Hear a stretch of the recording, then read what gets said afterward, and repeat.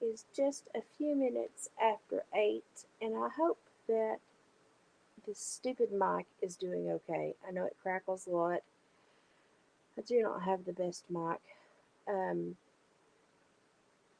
but I have not had the best day. I've been fighting a migraine all day. Haven't been doing very good. And if you've known my family for the past month to 2 months, we've had a lot of really abnormal changes, a lot of shifts in life that normally don't happen at these specific times. We've had just a lot of strange things occur at odd times. Hi, Ashley. Is the audio okay, Ashley? I know that sometimes this microphone just absolutely stinks. Hi, Gypsy.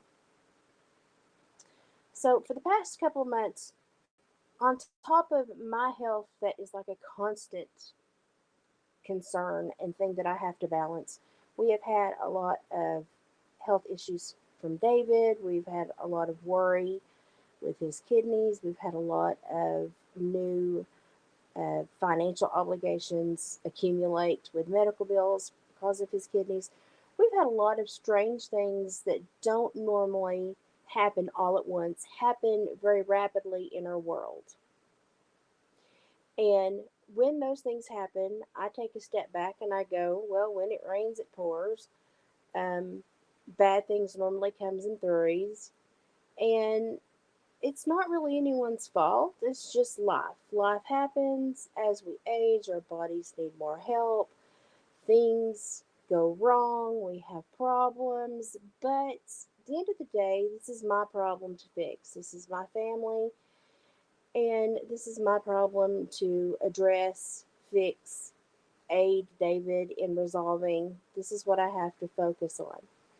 And that means that at the end of the day, I have to reduce my outpouring of love and affection that I try to give to others because I've had an emergency at home. Now, if I left my stove on and my house is in flames, and you tell me there's a mouse in your kitchen that I need to come over and kill, which is more important? Okay, my home's in flames. I need to immediately tend to my home. A lot of people don't have the ability to understand that. And it's because they live in three vagal nerve states. And it's either the ventral vagal nerve state, which is kind of the chill, um, subdued place, or they live in the sympathetic nerve state, which is fight or flight, where they're overly sympathetic or overly affected by any change in life, or they live in the ventral vagal nerve state, which is where they kind of um, just try to get by without like being like a huge burden. It's just like we understand what we have to do. Um, we've got to do it. We've got to get it done. It's just crap we've got to do. And a lot of people don't understand the anxieties that are created by these three vagal nerve states, and that they're in all of us. And when you're in that fight or flight mode, you're in your amygdala. And so a lot of people don't understand that when they become upset with someone, it's probably because they're in one of those three vagal nerve states and they don't understand why they're there and how to leave that state. And a lot of the reason of why you're there is because you've not learned to identify your anxiety. You've not sat down and said, what are my triggers? What repetitively causes me problems, and what are my triggers? For some people, their triggers may be people bringing them too many problems. For other people, the triggers may be people suddenly stop communicating. And it's not that there's any ill will, it's just that people's focus have had to change. They've had to retract from their public community caregiver position, and they've had to pull back and take on a familial role where I've had to take care of like the family, I've got to take care of this family. This is my family. This is my priority. So it's not that there's any animosity. It's just that the priority had to shift because something happened at home, and home is always where a priority should be. So some people are triggered by silence. So instead of thinking, oh, that person may be handling something that's very, very hard for them that they need to focus on, they begin going into that sympathetic vagal nerve placement where it's fight or flight. And they begin thinking the worst. This person hates me. They're not communicating. There must be something wrong with me. They don't like me anymore. Our friendship has gone south. They don't care enough to communicate. And here we go. Woo, we have a storyline that is false, inaccurate, completely fictitious, but is very real to this one person, and it's one person that's very, very hurt. While the other person, who is made out to be this horrible, horrible person, for causing this other person such pain, has no idea what's going on because they've simply had to withdraw and take care of a priority at home. It's very important as adults that we understand when we're in that sympathetic vagal nerve state that we often create fictitious stories to help justify what we want to believe. Not what's true, what we want to believe. Because that will help justify our behavior. And 9 times out of 10, our behavior is going to be wrong because we're upset. We have animosity. We're feeling aggressive. We're feeling betrayed. So we create a storyline when we're in that sympathetic nervous system that is, sympathetic toward us. And we make the other person, the horrible, perpetrator of all things bad. This is a great time as adults to check on where you are in these 3 anxiety states. A lot of people live in the sympathetic vagal nerve state, where it is fight or flight, anxiety. I have to justify every behavior, and I have to make sure to make everyone else the bad guy, and I'm the golden angel, and don't you dare tell me otherwise, and this is the way it is. And I understand why people do that, because it's hard to open up the mind and understand that everyone lives in their own reality. And in their own reality, they are their own priority. And their own priority is more important than other people that don't live in their reality. That family unit, that home, that small communal tribe that means the most to them. Those people that they see, touch, love every day. That is a priority. That is a priority family unit. Communication, daily communication, or the lack of daily communication does not increase or decrease the amount of love or devotion that someone has to someone else, especially if it's a long-term relationship. It just is a decrease or increase in the communication. The emotional fixation between those two people is a constant. The communication is just a plus. If you have a bond with someone, you have a bond with someone regardless if you talk to them every day. But if you're in the sympathetic vagal nerve state and you're not getting that fight or flight fed every day, then you start thinking, they don't love me. They've left me. They don't care for me. Which is not true. It's unfounded, and it goes against every human bond that we've studied, in such a prolific manner since we started studying psychology. Bonds are not made or broken in days, months, years, even lifetimes. Bonds can be made in K through 3rd grade And then you find that person in a nursing home when you're 97, and you are still the same friend that you had K through third grade. You pick right back up. I've seen old people do this in care homes. I've seen lost loves because of World War II pick right back up when they found themselves in nursing home or aged senior community assisted living placements. It's amazing how the heart can hold on to a bond. So it's very important when you understand these three vagal nervous placements where you can be at, that you really want to never be in the sympathetic vagal nerve placement, because it's pure anxiety, it's pure fight or flight. It is a deceitful, lying place to you. It is a place that will keep you upset, and it is a place that will cause you to lose friendships because you end up being demanding of something that is not necessary in a true bond.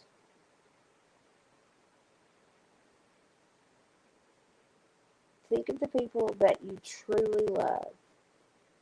How often do you really talk to them?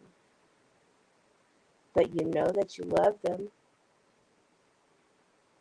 Communication is a great thing. But a heart bond and a soul bond is not broken or amplified by just communication. That is a bond that cannot be altered in any way. So when you start to look at those people that you are bonding with, and you start to see changes in their behavior, realize that that could also be because there's a change in your behavior. Ask them what's going on. Most people will upfront tell you, man, I've had a lot of shit hit the fan, and I've had to take care of some stuff that, just kept coming. I didn't know, when the hits were going to stop. It's been rough. I've had to really go inward. I've been in my ventral vagal state and had to go inward and just deal with me and these primary things in my family. I couldn't, I couldn't be that extrovert that I wanted to be and that I usually am, because I had to take care of these super important things.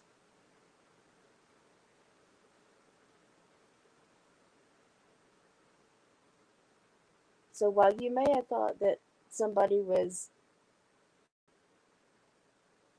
doing something deceitful or deceptive or nasty or mean, they may have just been taking care of something or a few things that took priority because it happened in their immediate family group and it had to be dealt with. It was a financial, medical, or personal issue that just had to take precedent.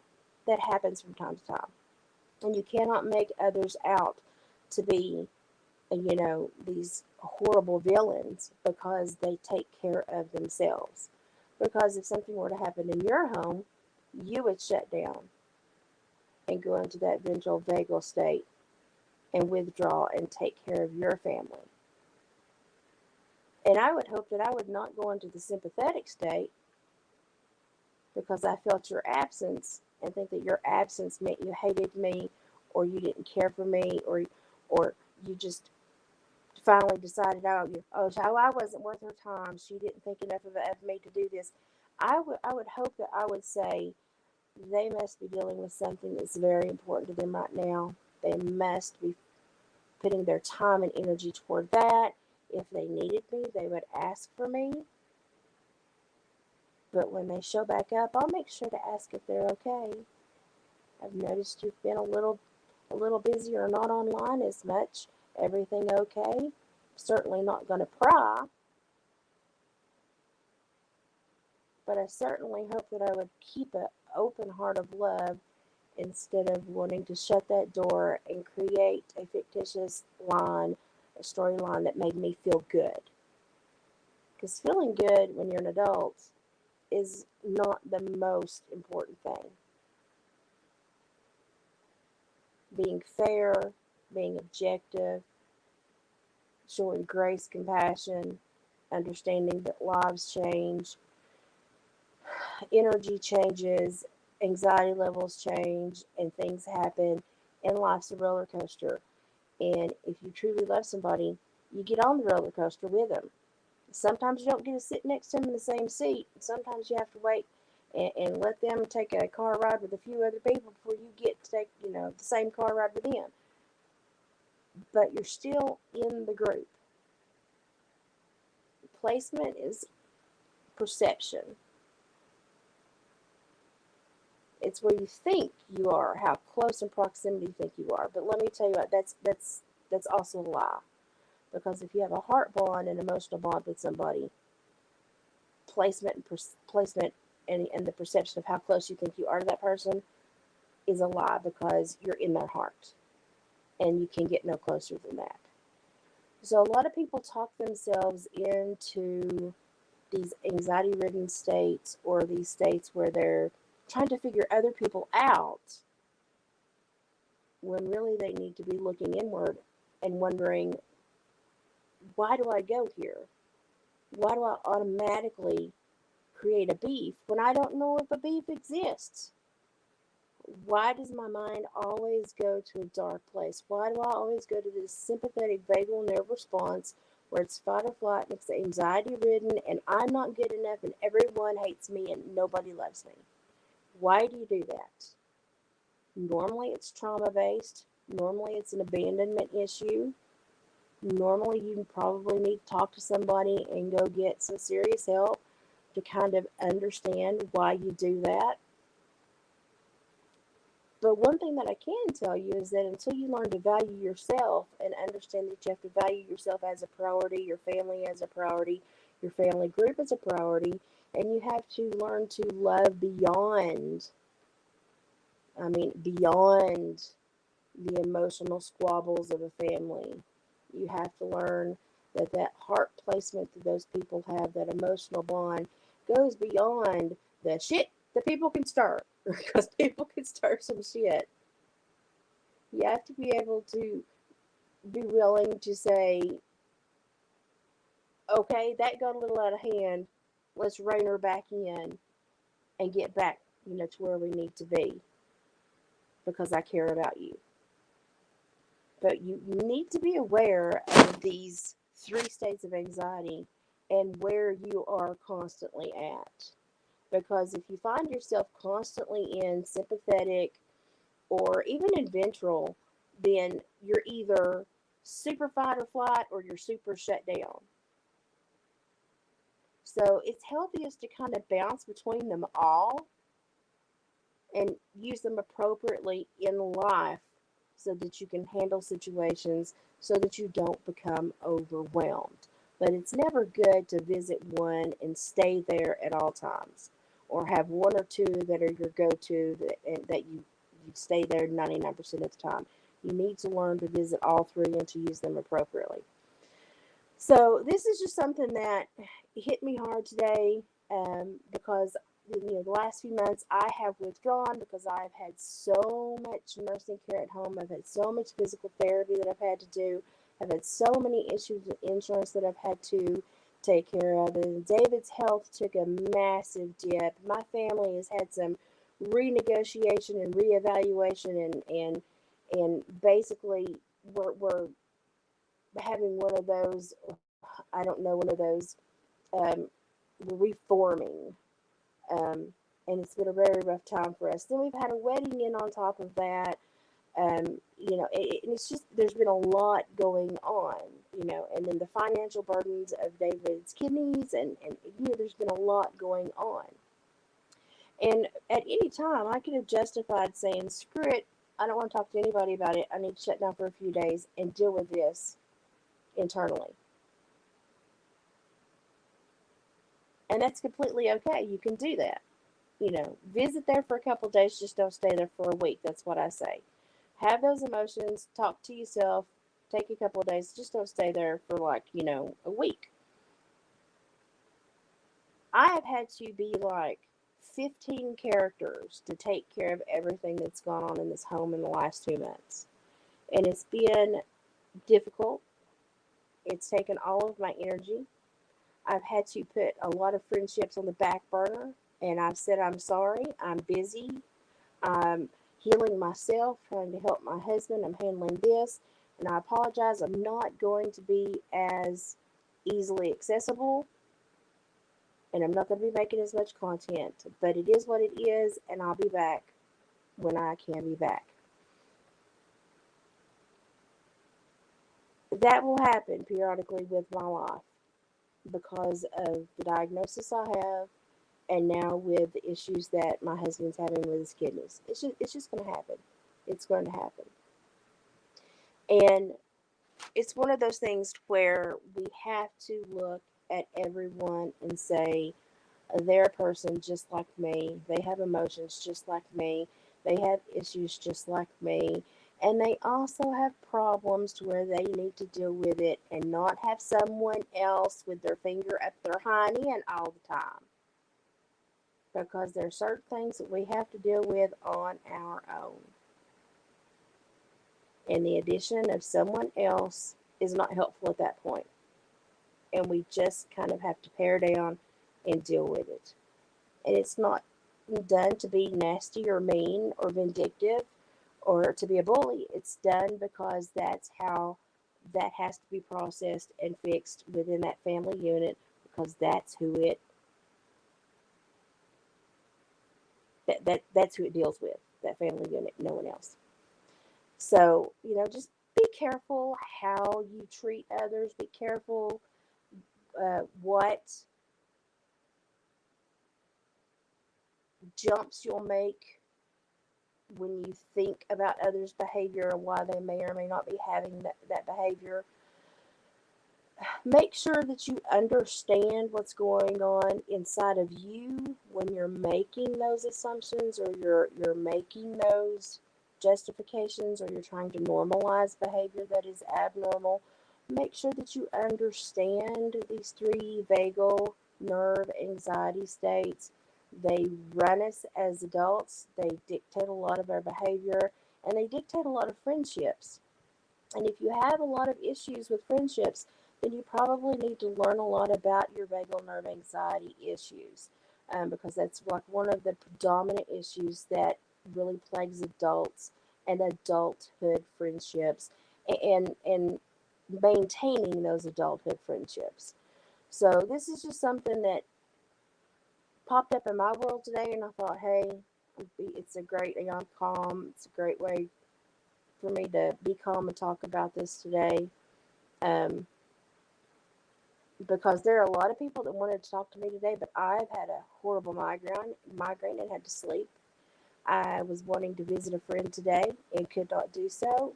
And thank God that friend was like, I completely understand. I have an illness too, and when it takes over, it takes over. Let's shoot for tomorrow, and if tomorrow doesn't work, we'll try again next week.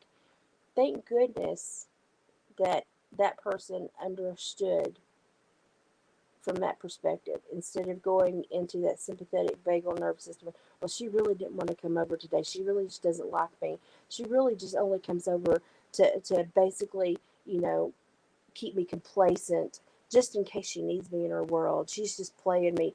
Thank goodness this person was very open and easily communicative, and understands that health issues sometimes create chasms where there's not a lot to talk about because you're busy taking care of crap that could kill you. So, there are just empty spots. There is really no negativity within. It's just an empty spot because things have to be taken care of and certain things have to be shelved. And I'm sorry, but when a terminal disorder or a potential terminal disorder pops up on the health radar, I shelve everybody because I have to deal with me and the organs and the tissue within me that hate me sometimes. And I don't feel the least bit guilty in that. And if you're in that position, you shouldn't either. If I don't talk to you for months, if I don't see you pop into my chats for months, it doesn't hurt my feelings. You have billions of options of people to talk to on YouTube. You have all these opportunities, and there may be better opportunities out there that are better than me for you. And I want you to find the best opportunities, the best options, the best advancements for you. It may not be me, it may be someone else. You may do better spending your time listening or looking for other people that have a more positive message or focus on something other than crafts and talking about health and just kind of having those silly, kind of deep, weird conversations I like to have sometimes. You could do far better. That may be what you need to look for. It won't hurt my feelings at all because I want you to be the best person you can be. And if that means I'm not in that story, I'm okay with that because your story is just as important as mine. And I don't have to be in your story. I can still read your story and appreciate your story and love your story, but I don't have to be in it. But it doesn't mean there's anything negative between us. It just means we have two different stories, and that's okay.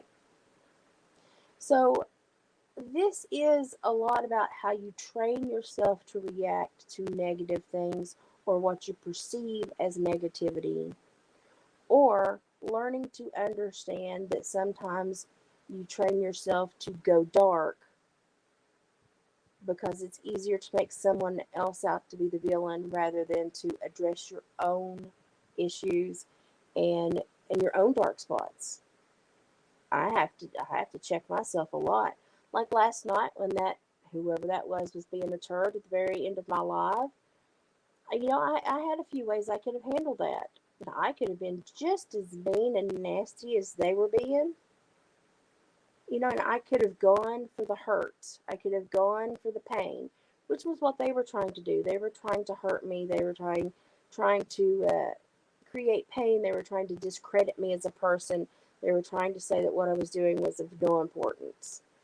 Well, I know none of that's true because they knew me for what, maybe 30 minutes that they were watching me? How can you know that in 30 minutes? But what I do know about people that behave like that is that they're terribly insecure and that they love to battle because when they battle, it gives them something to feel secure about. They feel like they have a job finally. So what I did was I went to humor because they don't normally know how to handle humor. Humor is not what they anticipate. Humor is not what they think is going to be the normal response when they try to trigger somebody. And they're not set up to come back at humor, with a plan to really try to get me in a dark place. I mean, it's really hard to try to pick a fight with somebody when they're like, "Oh, that's cute. That's cute." It's really difficult to pick a fight with somebody that's in that mood. And so I went to humor because I knew that that would stump them and it would make them think. Because the one thing they were not doing right then was thinking. They were on a plan to simply create harm because that is what they needed to feel at the moment because otherwise they were numb. And I went with humor so that I could wake them up. And hopefully they stopped feeling numb and they had to think for a few minutes. But this is just something that I thought I needed to talk about, and I'm gonna have to go and rest a little bit more. And I'm feeling better. I've about got the headache gone. My neck is really stiff. My shoulders hurt. My stomach is really upset. But I don't have the massive headache anymore. So I'm like, hallelujah, thank you, Lord. Um, I've not ate anything all day, so I need to try to cook something, and I need to try to do a little bit of housework and putter around and see how I feel. This is the first really bad day I've had in 2.5 to 3 weeks, so I can't complain that much. I think a lot of it was the weather change, and so I'm not upset that I had a day that I didn't feel that great because I had, a couple 3 weeks that I did average, really good.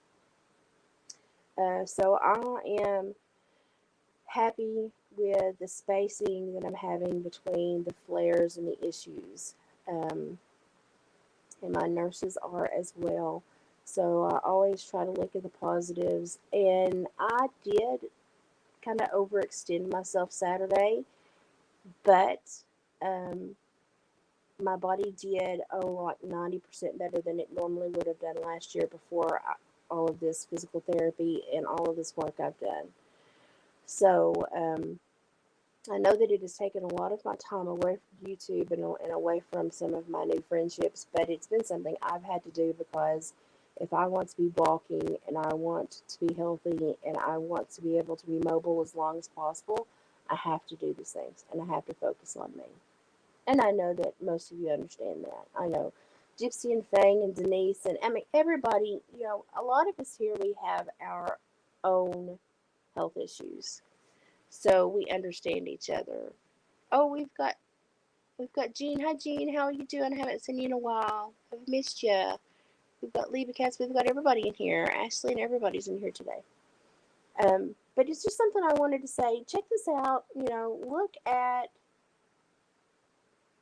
at these anxiety states um, that are vagal nerve related. Look at how to kind of gain control over your sympathetic nervous system.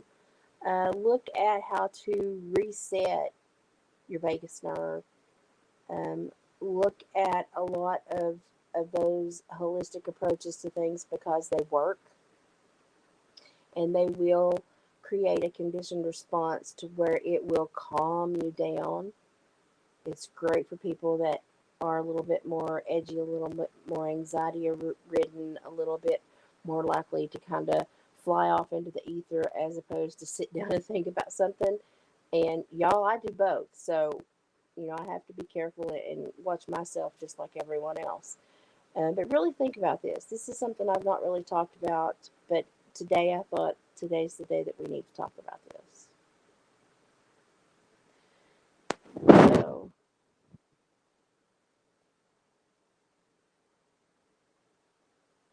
I'm telling you what, that whole vagal nerve system there, it really controls your whole body. They don't want to talk about it, but it really controls your whole body. It really, it's kind of like a serpentine belt in a car, and once you get one shred in it, you're cruising for a bruise, and you're just waiting for a breakdown. And so you really need to take care of it. You really need to understand holistically that it can be too tight, too tense. Um, you can have it locked to one side or the other to where you're not equally proportioned, and so your body is not functioning right on both sides, so that you've got one side of your brain inclined to take over, which creates issues. You really have to treat your body like two parts and understand how those two parts have to meld together in order to make one person. And then you need to understand the circuitry that runs the little roadways in your brain. Basically, your whole body is a super highway, and everything can travel through it. And you need to be in control of what you allow to travel through it. And a lot of people don't think that they have the ability to control that, but they do. And so if you start looking into things um, such as if you start reading about neurosynaptic control and you start reading about myelination when you are a young adult and how we concrete those pathways, but how you can also generate new ones later in life. Um, you just really you have to look at your body as if it's a garden that got kind of weedy, and we have to weed, and then we have to reposition the plants so that we don't get bad cross pollination, and we have to get it straightened out to where everything can grow where it's healthy, to where it's going to have the best neighbor possible, and to where it's going to shield from the voles. What do they call those? The voles and the moles and all the bugs and all that. And basically that's kind of what your body is. It's a garden that has to be set up in a certain way. and shielded in a certain way and protected. And so if you start looking into stuff like this, I mean, look into the vagal nerve anxiety issues, look into myelination, look into the human biofield. I mean, I've told you that so many times. Look into the human biofield. Look into the Internet of Bodies if you want a dark, dark look about what's going on in the world today. Um, but understand that the biggest maintenance that you do and the biggest liability you have in this world is not your car, not the upkeep on your vehicle, not your house, not the upkeep on your house. It's not even your children. The biggest thing that upkeep that you have to be responsible for is your body and how you maintain it. Because if you don't put your own oxygen mask on first, who else can you save? So really look at yourself and ask yourself some of these hard questions. Do some meditation at night. That the focus is your higher self and how to find your higher self and what questions you need to ask yourself to really contemplate who you are. And as your higher self, who do you want to be? Who can you be? What is possible? What do you think is possible? What do you allow to be possible? Because there are things that are possible that we can't even envision, but it's what we think and what we allow, because it's what we think is possible. We put a limit where there should not be a limit. And so meditation is a great way to say, hey, I can do way more than I thought possible. I just sometimes need someone else to talk me through it so that I don't put that cap on what I think is possible and I go beyond what I think, is as far as I can go. It's amazing what other people can help pull out of us because we sometimes shut down. We see a norm and we think that is our norm as well, and we stop. But if we take away all those norms and we take away all those societal cues and societal expectations and well, just imagine what we could accomplish if we didn't think that we had to be accountable to other people 24/7. Because a lot of people spend their whole day thinking they have to be accountable to other people. And that's got to be exhausting. I'm accountable to me and God. And if somebody else tries to put themselves in there, I'm like, stop. Go deal with yourself. I got me and God over here.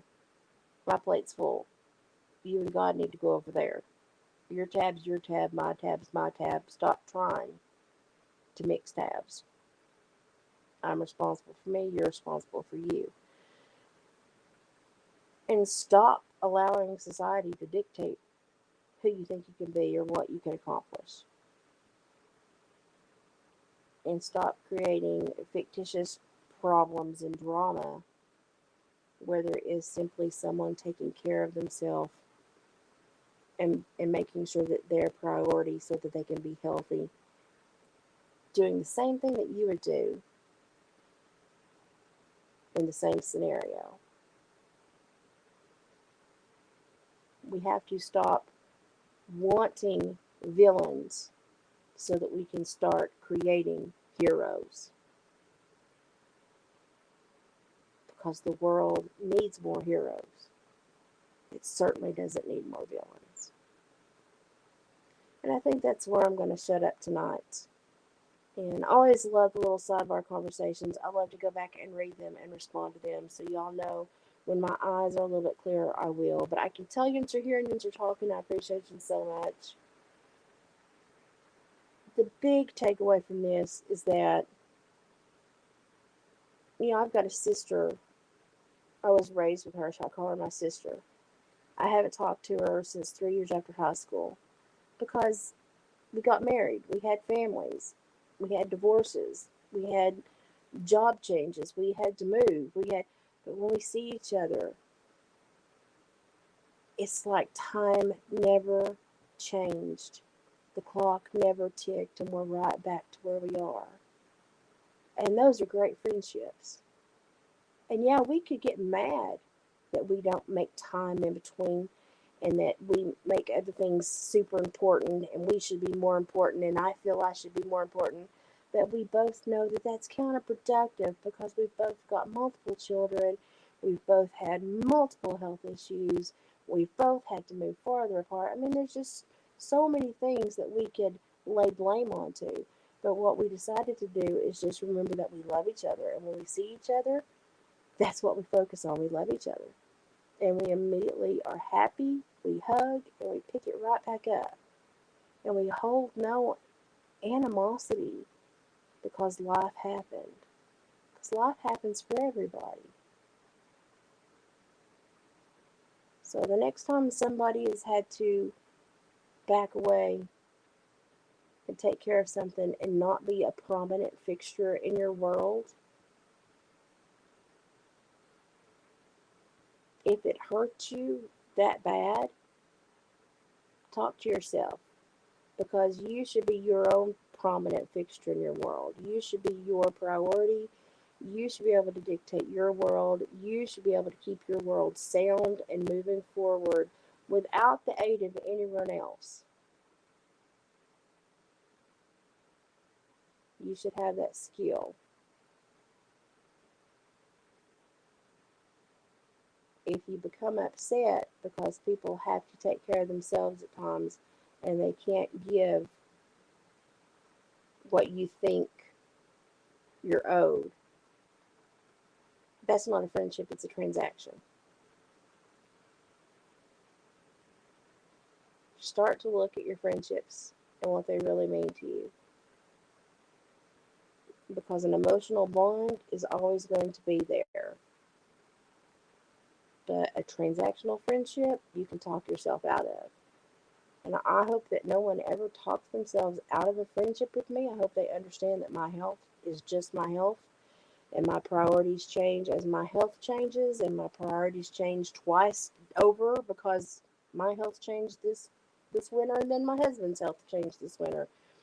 And I certainly don't want someone to think that because I had to withdraw and take care of my family that I in any way had any hate, dismay, or um, animus toward them. Because that absolutely, I have none. For if I have a problem with you, I'll tell you I have a problem with you. I just had stuff that I had to take care of that was a priority here at home. And here at home comes first. And I hope that each and every one of you handle home first. Because that is the foundation of who you are as a person. That is the foundation of who you are happy, how you handle life's up and downs, how you process all of your issues, how you handle depressive states, anxiety states. Home is the rich soil in which you should be able to root and always come back and find your foundation. And so everyone, take a good look at your home. How do you feel when you're home? Is it a calm place? Does it make you happy? Do you know you're safe? Or do you come home and fixate on other things? Do you come home and create problems to handle? Do you come home and feel anxious? Do you come home and have combative issues with those that are in your home? Why? What are you winning if you're creating combative issues at home? Take a look at how you generate your relationships with others, because it could be that you're in one of these three vagal nerve states and you don't understand why.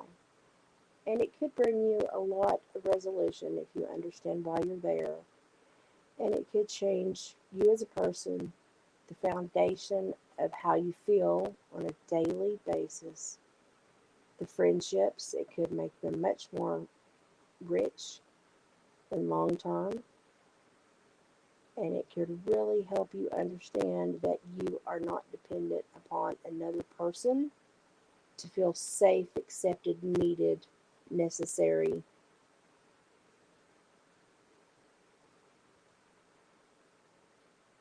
That's between you and God.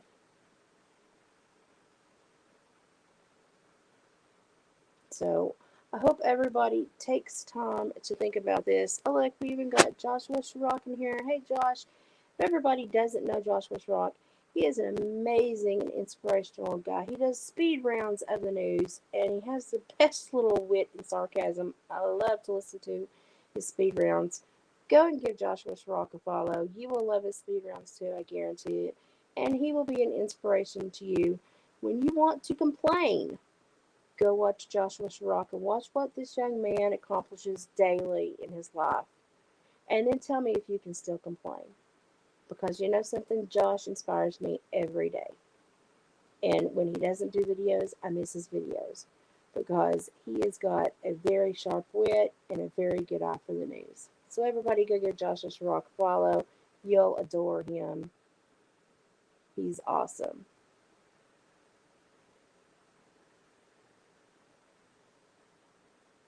Yeah, anxiety creeps up on us. And it can really change who we are and our relationships with others. And it's something that we really have to be aware of. And it's a sneaky little snake. I'm a sneaky snake. I'm a sneaky snake. That's anxiety. Anxiety is all up in your business, but you never know it until it bites. And that's why you have to really be ahead of the game. And you really have to like monitor yourself. And I immediately like I have like this outward persona look of myself. When I start to react, I almost stop because I've trained myself that, they say the first three reactions are wrong. No, your first 333 are normally wrong because we're humans and we're imperfect. We're flawed. So we screw up a lot. And so even I have to go, put on the brakes, rethink that. How should I really react? And I don't always get it right. I don't. I fail miserably some days. But the thing is that we keep trying and that we keep trying to improve. Improvement is the name of the game in life. Because if you're not here to grow and try to excel, then what are you doing? John Anderson wrote the best song, I'm just an old lump of coal, but I'm going to be a diamond someday. All the pressure that you're under in this world is supposed to create something better because you're supposed to use it to challenge yourself and to create a better form of yourself so that when the next hard thing comes along, guess what? It gets easier and easier and easier. It doesn't keep getting harder. We're all just lumps of coal. But if we can get through these hardships, we might just be a diamond one day. Hardships sometimes are blessings, sometimes they're pains in the butt, but they're always an opportunity to grow. And I think that's probably the most important thing. So go check out these 3 vagal nerve anxiety states. Read a little bit about them. Understand where you may stay most of the time and go, why do I stay there most of the time? I need to be healthier and I need to be moving so that I can live a healthy life and respond appropriately instead of responding in a way that makes me feel better. I need to respond in a way that generates positivity for everyone involved. How do I do that? How do I start monitoring myself? Well, you just literally keep a little tab of your emotions. Do a check in 3 to 5 times a day. What emotion are you at? Happy, sad, angry? Keep a tab. And then look after about a week. Where do you spend most of your emotional time? If it's happy or feeling pleasant but if it's sad, depressed, angry, hostile, ooh, we got some work to do. Why are we there? Well, then when we figure out if we've got more negative than positive, what are our triggers?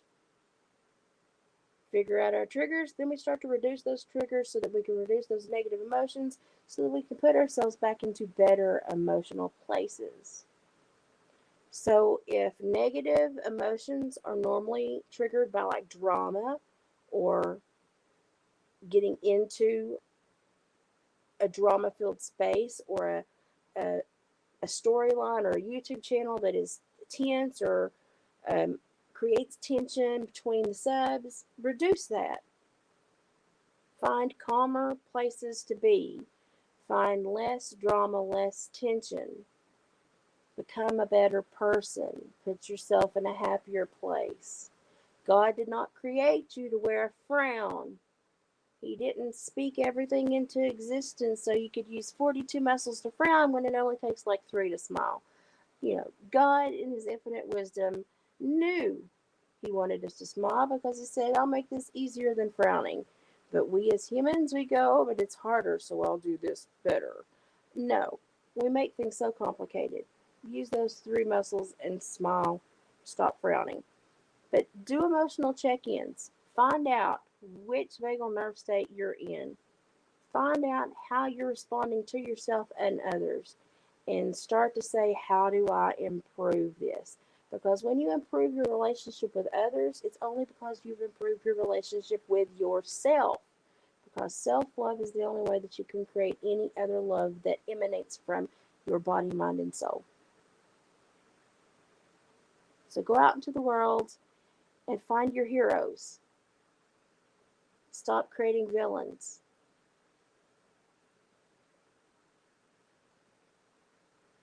Find the rainbows.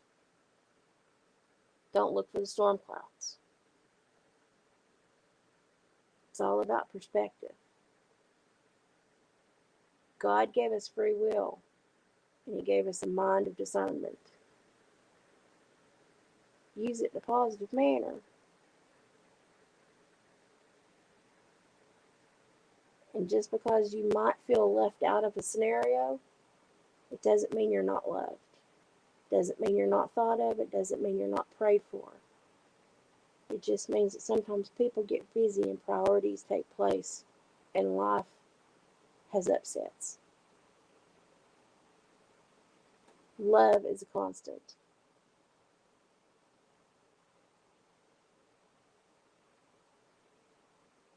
Thank you for spending time with me. I appreciate you. I know this was a deep roll your britches up and we need to talk about things, but I appreciate you hanging in with me. But I just had someone I think that needed to hear this, and I knew it might help a few other people as well. So go out there and remember, it's easy to hate. It's harder to love. If you really want to challenge yourself, try to find a way to love those that hate you. But when somebody shows you hate, show them love. Never give anyone what they expect. And if they want to fight, give them a hug or a joke. Never respond in the way that people anticipate or try to program you to respond. Shake things up. God gave you one life. Make it a good one. Go out there and be the best that you can be. Be somebody's hero. Because it takes very little these days to be a hero. Sadly, it takes even less to be a villain. But let's populate the goddamn earth with heroes again, because we need them. I'm going to go rest, and then I'm going to try to eat. I love you guys. I may finish the spirit stick tonight if I feel better. If I do, I'll post pictures. I'm going to be working on a couple of bags, but it's hand sewing and it's boring, so I'm not going to do a time lapse or anything. I'm just going to get them done. And if I feel good tomorrow, I'm going to go visit Jan and use her industrial sewing machine. And I've just got a lot going on, and I'm going to try to use every good day that I have, because the bad days that, like today when I'm in the bed, I don't like them. And I've learned this winter to embrace the hard work that gives me the good days, and to smile through the pain, because I know the pain will create better days. And I am being rewarded for all the hard work I've done. Doesn't mean life's great. Still got a lot of medical bills, and David's kidneys are still having problems, and we've still got a lot that we're plowing through. but I could sit down and immediately come up with 10 people that live very close to me that have it worse than I do. So I'm going to find things to be happy about, and I'm going to be proud of the things that I've done, and I'm going to focus on the things that I need to do to continue being happy. And that's what I want y'all to do too. Don't be mad when somebody makes themselves a priority, because it might just be that they're emulating what you need to do for yourself as well. Make yourself a priority. I think every one of you are a beautiful priority. So wake up tomorrow and be that beautiful priority. Because when God made you, there were 470 something trillion options that could come from this genetic assimilation. And He chose you. If that doesn't mean you're a priority, nothing does. I love you guys, and I'll talk to you soon. I'm going to finish my migraine mantra and get it out of me. And hopefully I'll see you in a couple days, and we'll be back to our normal mischief. Love you guys.